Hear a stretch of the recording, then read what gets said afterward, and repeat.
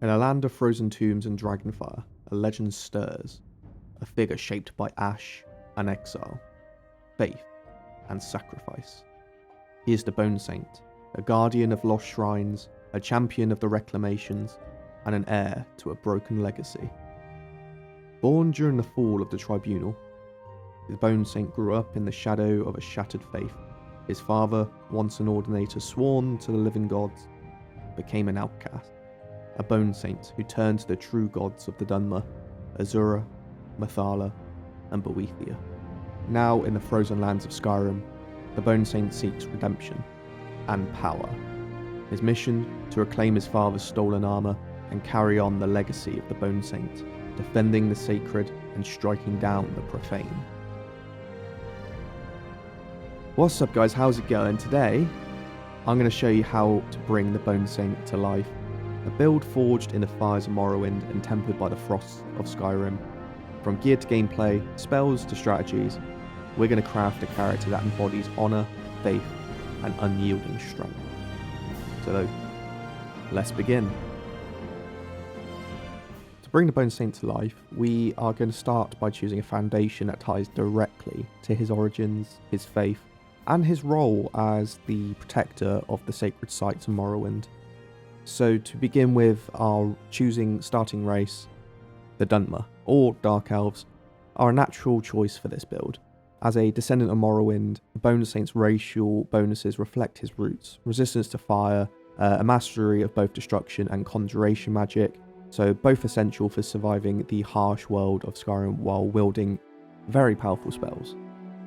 The Dunmer's innate fire resistance ties beautifully to the Bonesaint's lore, as the Ashlands of Morrowind shaped his resilience, whether that be battling dragons or even Daedric threats.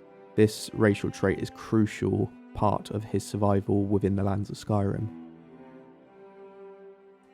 For the Bonesaint, we chose the Atronach as our birth sign. It grants a staggering 450 bonus to magicka and a 30% chance for spell absorption, making the Bonesaint an arcane powerhouse capable of shrugging off enemy spells. The spell absorption fits nicely with the Bonesaint's defensive nature, turning enemies' magic into a source of power. But what is the cost? So we have no natural magicka regeneration, but worry not, this is not a weakness for the Bonesaint in the late game, and also with proper resource management, he'll thrive on the battlefield. So by combining the Standing Stone with efficient spellcasting, but also restoration spells, we can ensure that the lack of magicka regeneration doesn't hold us back, and the Atronach will give us an edge that we need to embody a true magical sentinel. And finally, onto our religion. We choose Azura as our guiding deity. Using the Winter Sun mod to deepen the Bonesaint's connection to the Reclamations, Azura represents twilight, dawn, and dusk, symbolic of the Bonesaint's journey through despair and into redemption. So worshipping Azura provides us with a special ability to weaken enemies' magic resistance around us, and it fits perfectly, aligning the Bonesaint's reliance on restoration, conjuration, and also the roleplay.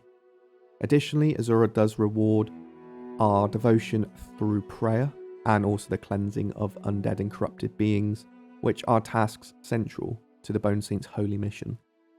Through Azura, the Bonesaint finds strength, purpose, and a reminder of the divine beauty he fights to protect. By staying devout, you'll unlock benefits that make your role as a holy guardian both meaningful and rewarding. With the Dunmer's resilience, the Atronach's power, and Azura's divine favour, the Bonesaint is ready to take on Skyrim's harshest challenges, embodying the faith and fire of his legacy. So now, let's dive into the role-play and backstory for this build, and show the Bonesaint at his peak. Rodrain Indril was born in the Third Era 412, during the chaos of the Blight in Morrowind.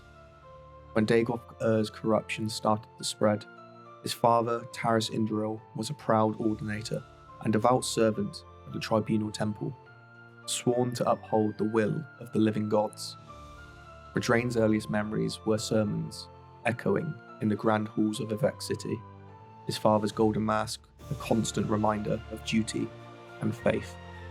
But as Dagoth Ur's blight took hold of the land, and the prophecies of the Nerevarine took hold of those fearing the sixth house, Taris's faith was shattered when no aid came, believing in a tribunal's divine facade.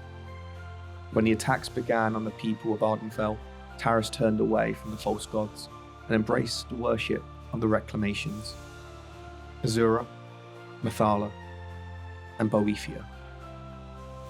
His defection was branded heresy, and the once revered Ordinator became an exile, a Ronin, cast out of both Temple and House Induril. He took the title of Bonesaint, dedicating himself to guarding the holy shrines of the Reclamations and protecting Morrowind's sacred lands from defilers. Rodrain, then a boy, witnessed his father's disgrace. House Induril, once their shield and home, treated them as pariahs. Mockery and shame followed their every step. They wandered from tomb to ruined shrine, Taris teaching his son that faith was not about titles or power, but about enduring hardship for a greater purpose. For years they lived in obscurity, their lives a shadow of the honour they once knew, until they found their home at the Hola Mayan Monastery. Decades later, the eruption of the Red Mountain in the 4th era of 5 devastated Morrowind, scattering its people and destroying much of what Taris had sworn to protect. When the Red Year struck, the father and son were tending to an ancient Daedric shrine in the Velothi Mountains. The ensuing chaos left them separated, and Taris was presumed dead beneath the ash. For weeks, Rodrain searched for him, wandering through the choking soot and ash storms, finding only the remains of shattered shrines and displaced Dunmer. The loss of his father crushed Rodrain. Taris had been his guide, his moral compass, and his protector. Alone and aimless, Rodrain clung to his father's ideals, but the weight of his failure haunted him. He continued the work of the Bonesaint, guarding what shrines and holy sites he could find. But without his father, the task felt hollow. The Ashlands became his home, and solitude his only companion. In the decades that followed, Rodrain became a wandering sentinel of the Morrowind's sacred ruins. He earned a reputation among the Dunmer as a quiet, brooding figure, an outcast who had inherited his father's resolve. Yet deep inside, Rodrain carried a seed of bitterness. He felt abandoned by his gods, his people, and his house. Faith was no longer a comfort, it was a heavy chain binding him to the past that he can never reclaim. In the 4th era, 201, he meditated before a broken shrine of Azura. Rodrain experienced a vision. Azura herself, or so he believed, appeared to him in a dream cloaked in twilight. She spoke of his father's soul lingering in unrest. She revealed that Taris's ancestral Ordinator armor, his symbol of honor and duty, had been stolen decades ago, and now lay far in the north in the cold lands of Skyrim. It was worn by a bandit leader who had plundered it from Morrowind in the wake of the Red Year, and taken over and over again by bandit after bandit. Azura's voice urged Rodrain to claim it, not just to honor his father, but to find his own purpose. The path to Skyrim was fraught with difficulty. Rodrain had never ventured far beyond Morrowind, and the icy, foreign land felt as unwelcoming as the ash storms of his youth. He arrived in Skyrim as a man burdened by his past, an exiled son, a failed guardian, a Dunmer mistrusted by the Nords who remember the animosity of the Red Year and the Argonian invasion. It was in Skyrim that Rodrain found himself at his lowest. His search for the stolen armor led him to a string of dead ends and hostile encounters, each one eroding his resolve. Yet each shrine he encountered along the way, abandoned, desecrated, or forgotten, reminded him of his father's words: faith is endurance, not reward. Slowly he began to realize that his journey was not about the armor, but about rediscovering his own sense of purpose. As the Bonesaint, your actions should reflect a blend of stoic resolve and quiet determination. You are no mercenary, nor a common adventurer. Every step you take is guided by faith and purpose. Compassion drives the Bonesaint's actions, but there are limits to his mercy. He protects the innocent and restores the sacred, but he shows no quarter to those who defile the shrines of Azura, or to desecrate the memory of his people. Your primary goal is the reclamation of your father's lost Ordinator armor, the Bonesaint Armor, scattered across Solstheim. To achieve this, you'll have to follow a path that takes you deep into ancient ruins and bandit strongholds. In your journey, you'll hunt down those who profane sacred sites. Quests like the Break of Dawn, where you will cleanse Meridia's temple, and the Black Star, where you purify Azura's artifact, align perfectly with the Bonesaint's mission. Even if Meridia is not one of the reclamations, it is a chance to cleanse the undead and destroy a greater threat rising in the north. But your path is not just about destruction, it's about healing and rebuilding. Seek out and aid the scattered Dunmer refugees in Skyrim, offering them protection and guidance in these foreign lands. And maybe pick up a few Dunmer companions along the way. The first major milestone in your journey is reclaiming your father's ancestral armor. Each piece is recovered is a step closer to restoring not just your heritage, but your honor. Other milestones include purging desecrated shrines, such as clearing out the undead from the Hall of the Vigilant, or restoring forgotten temples to the Reclamations. These acts cement your role as a true Bonesaint. And at last, your ultimate goal is not just redemption, but transcendence. To become a figure of faith and strength, revered not for power, but for the unwavering dedication to protecting the sacred and preserving your people's legacy. And to do that, we would be siding with the Dawn Guard, to destroy the evil vampire threat that threatens Skyrim. As the Bonesaint, your path is one of fire and divine faith. Hardship and hope. Skyrim will test you, but in the end it will shape you into a guardian where you are destined to become. Now, let's dive into the skills that make this build unstoppable. For the skills for the Bonesaint, we have chosen 5 major skills that we are going to be investing most of our perk points into. That is Restoration, Conjuration, Enchanting, and Alteration, and finally, Heavy Armor. So we're going to have a look at our perk choices and see what we have done as our perk spread. Starting off with Restoration, our most pivotal skill for the Bonesaint. So here we go with Novice Restoration. We've gone all the way up to Master for all of those skills. And we've also chosen Improved Healing and Respite, being able to also restore our stamina. And then Improved Healing increases the efficiency of our healing spells. We've also gone for Heliomancy, so it improves our sun spells and increases their effectiveness and also reducing their cost. And then Scorching Light. So this increases our stagger chance when dual casted against undead, extra damage over time to undead, and then half damage to non-undead as well. So we can actually use this against bandits and the like. And then finally, for our last spell, our last perk, we have chosen Focused Mind. So I'm just going to talk about the spells that we've chosen at each mastery perk. So for Novice, we chose Consecrate Dead and Circle of Strength. Those are for resource management, so when we're fighting, say, bandits, we can sap the stamina from them within the Circle of Strength. And then once we kill them, we can replenish our health and magicka from casting Consecrate Dead on their corpse. With Apprentice Restoration, we have chosen Recuperate and Leech Seed. Leech Seed is for the sustain during battle, keeps us healed up. It's fantastic during multiple engagements. And then Recuperate for when we've run out of stamina.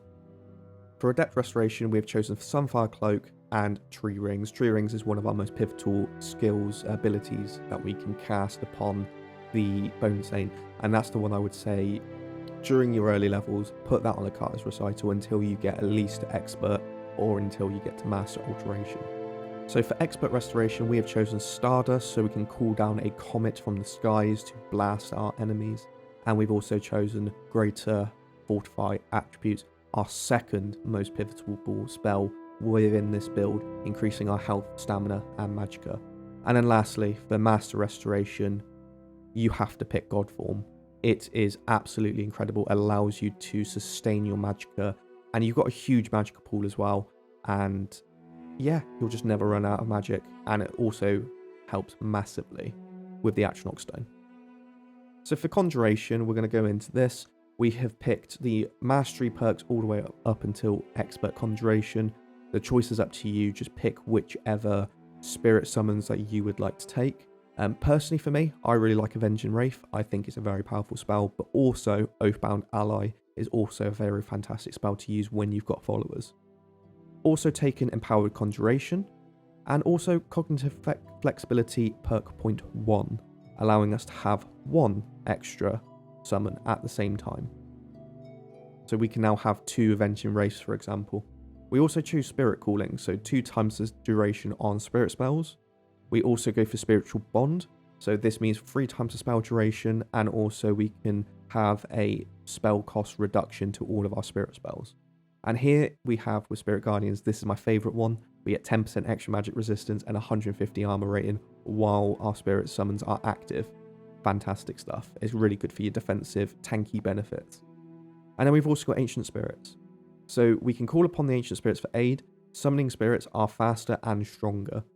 Again, perfect for spirit summon builds. And now we talk about Alteration. So, with Alteration, we've gone for Novice all the way up to Master Alteration Mastery. For Novice, just take whatever you want. Again, doesn't really matter. Apprentice, definitely take a Carter's Recital. Very important. I think I took Apprentice Lock as well. The lock spells are fantastic. Always to take them because you're not a lock picker. And then also we go for Magic Resistance 3 out of 3. 30% extra Magic Resistance. Can't really say anything else about that. It's just very, very good. Adept Alteration, again, this is going to be the next big step for the build, so we can start taking things like Water Breathing or Detect Dead. That's going to be really helpful for the utility side of things. And then our first major milestone in Alteration is Expert. We now get 2 spells that can activate on Ocato's Recital.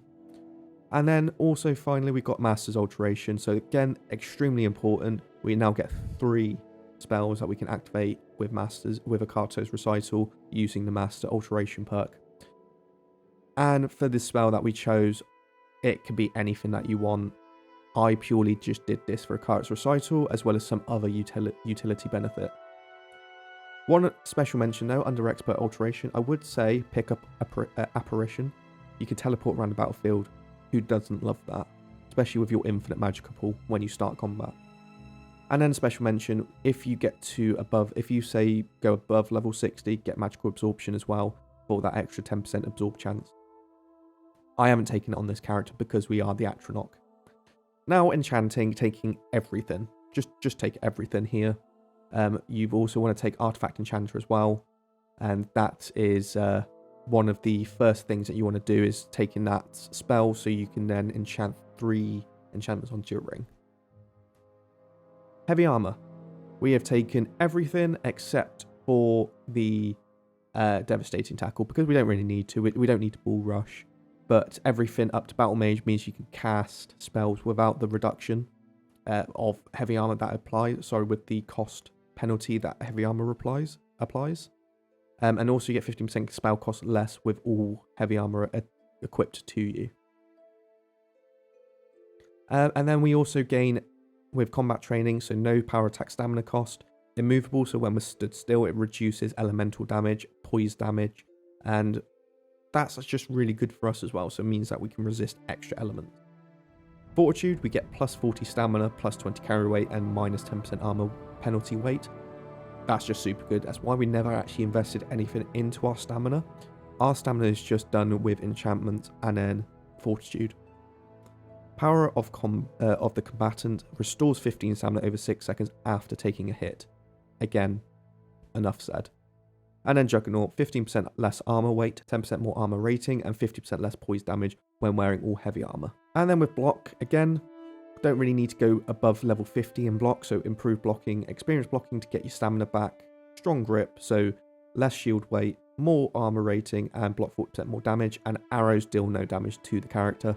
And then elemental protection, so take 50% less fire, frost, and shock damage when blocking with a shield.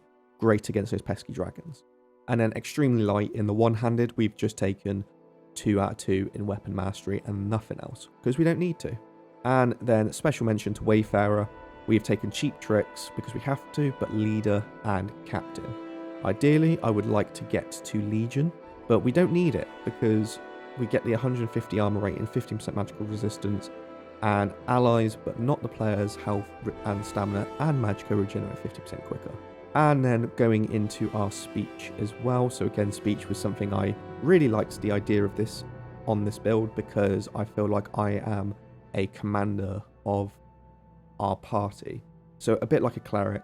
So we've gone for haggling because we have to, silver tongue unfortunately because again we have to, but then we've gone for the leadership perk.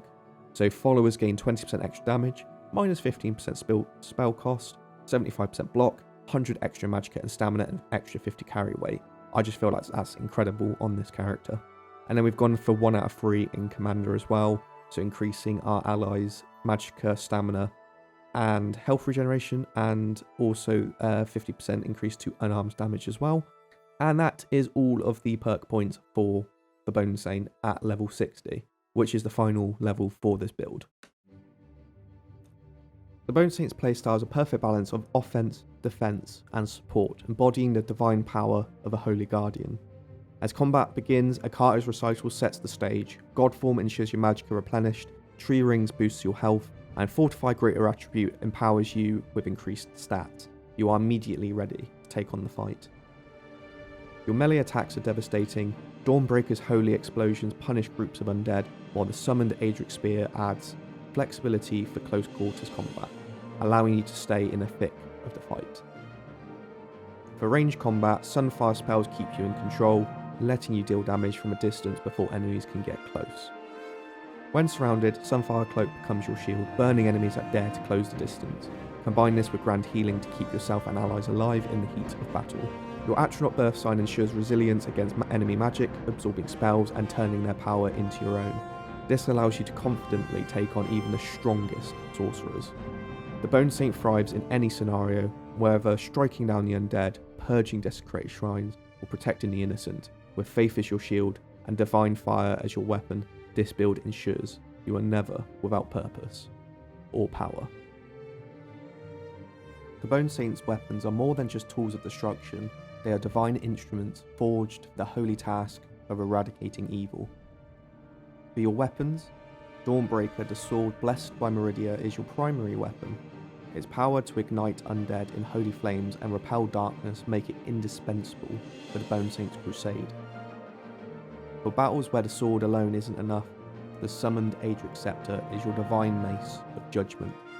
This restoration spell casts forth a divine flaming weapon imbued with the holy fire to deal damage and smiting undead. And that concludes the Bonesaint build. I just want to say a massive thank you all to you guys for watching this video and also watching the rest of the videos over on the channel. If you are interested in seeing a playthrough of the Bonesaint, please do leave a comment or leave a like. Say if we get to like 100 likes, then I'll end up playing a Bonesaint as on the channel. But yeah, just really wanted to thank everyone for this first official proper Bonesaint build guide that I've done up to level 60. And again, really appreciate all of your support that you've been giving to me over the last few months. And I hope to see more videos being made and more of you guys in the future. Thank you so much for watching. And as always, I'll see you next time. Peace out. Bye.